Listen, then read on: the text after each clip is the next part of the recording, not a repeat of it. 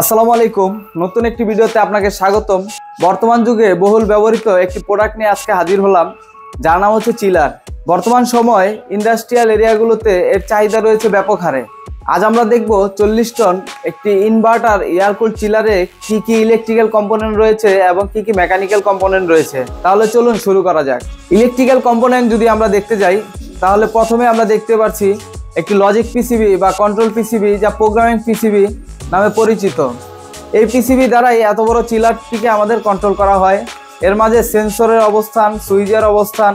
এরপরে আমরা দেখতে পাচ্ছি একটি কম্প্রেসর ড্রাইভার রয়েছে, যেটি হচ্ছে আমাদের ইনভার্টার কম্প্রেসরের জন্য এই ড্রাইভারটি ব্যবহার করা হয়েছে।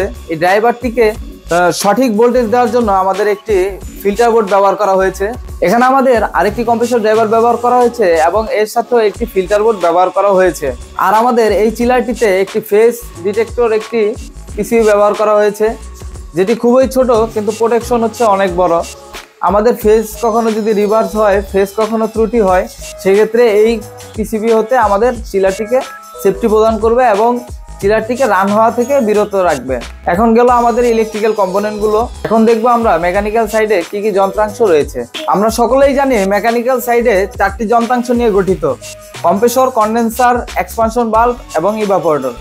কম্প্রেসরটি হচ্ছে আমাদের ইনভার্টার কম্প্রেসর, আর এরপরে অবস্থান হয়েছে আমাদের কন্ডেন্সার। কন্ডেন্সারটি আমাদের হচ্ছে এয়ার কুলড কন্ডেন্সার। এই কন্ডেন্সারটিকে আবার ঠান্ডা করার জন্য ব্যবহার করা হয়েছে আমাদের একটি ফ্যান।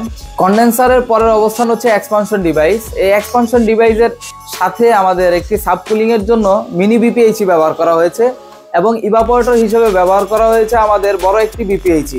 এখন আমরা দেখব সেফটি ডিভাইসগুলো কি কি রয়েছে। ডিসচার্জ লাইনে হাই প্রেসার সুইচ ব্যবহার করা হয়েছে এবং সাকশন লাইনে লো প্রেসার সেন্সর ব্যবহার করা হয়েছে। কোনো কারণে ইউনিটটি যদি হাই প্রেসারে রূপান্তরিত হয় বা ব্লকিং এর কারণে হাই প্রেসার হয়, তাহলে হাই প্রেসার সুইচটি দিয়ে কাট করে ইউনিটটিকে বন্ধ করে দিবে। কোনো কারণে যদি লিক হয় বা রেফ্রিজারেন্ট বা গ্যাস কমে যায়, সেই ক্ষেত্রে আমার লো প্রেসার সেন্সরটি ডিটেক্ট করবে এবং ইউনিটটিকে বন্ধ করে দিবে। এটাই হচ্ছে আমাদের 40 টন ক্যাপাসিটির air cooled condenser inverter chiller. আজকের ভিডিও এই পর্যন্তই। তাহলে দেখা হচ্ছে আমাদের নেক্সট ভিডিওতে।